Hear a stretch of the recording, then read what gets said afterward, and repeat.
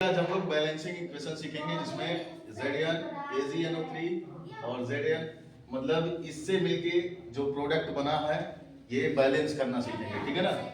अब देखिए जिंक यहाँ पे एक है, यहाँ पर भी आपका जिंक है। मेन प्रोडक्ट की बात करें ZnO3 का होल ट्वाइस दिया हुआ है और यहाँ पे Ag एक है, ठीक है ना।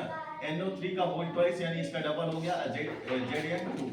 तो हम यहाँ क्या करें, जिंक को डबल कर दें क्योंकि ठीक जिंक डबल नहीं करेंगे क्योंकि जिंक एक है। मैं अब ऐसे बताऊं, एक जिंक हो गया, यहाँ पे आपका एक जिंक बैलेंस है।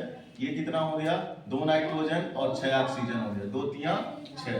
अगर हम यहाँ 2 कर दें तो 2 Ag हो जाएगा और नाइट्रोजन 2 हो जाएगा और ऑक्सीजन 6 हो जाएगा। अब हमें क्या बैलेंस करना है, सिर्फ Ag को बैलेंस करना है, तो ये बैलेंस हो जाएगा। देखिए इस तरीके से हीट एंड ट्रायल मेथड के द्वारा आप बैलेंस कर सकते हैं। अब देखिए नाइट्रोजन 2 यहाँ पे है और हाइड्रोजन क्या है, 2 यहाँ है, ठीक है ना। इससे क्या बन रहा है, अमोनिया बन रहा है, अमोनिया गैस। तो अमोनिया गैस में देखिए NH3 है, हाइड्रोजन यहाँ 3 है और नाइट्रोजन क्या है, 1 है। हमें यहाँ पे नाइट्रोजन कितना है, 2 है। तो हमें क्या करना पड़ेगा, बैलेंस करना होगा। तो बैलेंस करने के लिए क्या करेंगे, यहाँ 2 अगर कर देंगे तो नाइट्रोजन 2 हो जाएगा, जो नाइट्रोजन 2 इधर है, बैलेंस हो गया। लेकिन हाइड्रोजन का संख्या क्या होगी, बदल जाएगी। तो 2 3 जा 6 यानी 2 तिया 6 होगा। अब अगर हम यहाँ 3 कर दें तो ये क्या हो जाएगा, बैलेंस हो जाएगा। देखिए आसानी से सीखना है। फिर अगला देखिए आपको HNO3 और निकिल सॉलिड से क्रिया कराई जा रही है तो NiNO3 का होल ट्वाइस प्राप्त हो रहा है। यहाँ पे देखिए निकिल एक है तो एक है, यहाँ पर भी है, ये बैलेंस है। बट यहाँ पे 2 करने मतलब नाइट्रोजन 2 हो जा रहा है और 2 तिया 6 ऑक्सीजन हो जा रहा है। और यहाँ पे हाइड्रोजन कितना है, 2 है। अब हम क्या करेंगे, इस हाइड्रोजन को बैलेंस इधर करने के लिए अगर हम 2 करते हैं तो हाइड्रोजन 2 बैलेंस हो जाएगा, नाइट्रोजन भी 2 बैलेंस हो गया आपका और ऑक्सीजन भी 6 बैलेंस हो गया।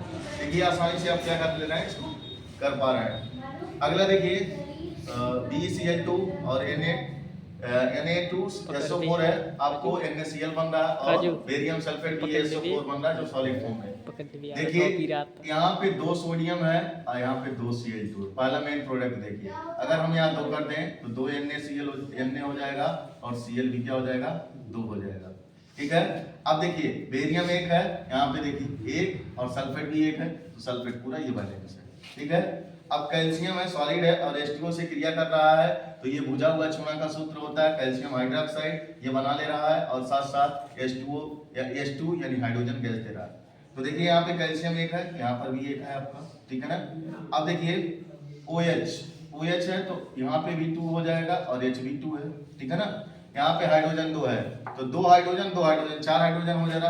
अगर हम यहाँ 2 कर दें तो 2 दूना 4 हाइड्रोजन हो जाएगा, 2 ऑक्सीजन हो गया, बे बैलेंस हो गया, ठीक है ना, आसानी से। अब नीचे वाला देखिए लास्ट क्वेश्चन है आपका, N2 और ऑक्सीजन क्रिया करके N2O5 बना रहा है।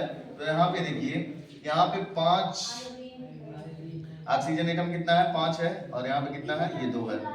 नाइट्रोजन तो बैलेंस है लेकिन ऑक्सीजन बैलेंस नहीं है। 5 क्या है, आपका ऑड नंबर है, इवन नंबर है कि आप मल्टीप्लाई करेंगे इस तरीके से।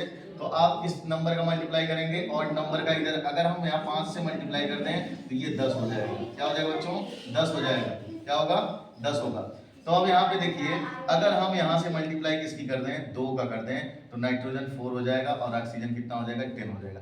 ऑक्सीजन तो बैलेंस हो गया लेकिन नाइट्रोजन क्या है, 2 की कमी है, तो यहाँ 2 चिपका देंगे तो यहाँ क्या होगा, बैलेंस हो जाएगा, ये 4 हो जाएगा, ठीक है ना। इस प्रकार आप बैलेंस ही सीख सकते हैं हीट एंड ट्रायल मेथड से। अनुमान से इस तरीके से लगा के इधर जितने परमाणु हो और उधर जितने परमाणु हो उसको देखते हुए आप बैलेंस कर सकते हैं। Thank you.